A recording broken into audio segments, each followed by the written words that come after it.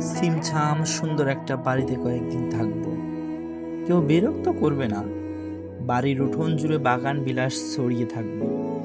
দক্ষিণমুখী জানালার পাশে একটা টেবিল থাকবে, সেখানে আমার বইপত্র থাকবে।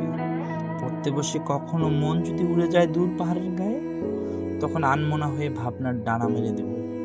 জানালা বরাবর একটা বেড়ির ঝোপ থাকবে। বৃষ্টির ছাড় এসে বই ভিজিয়ে দিলে জানালাটা বন্ধ করে দেব। আর অনেকগুলো সাদা কবুতর পালব।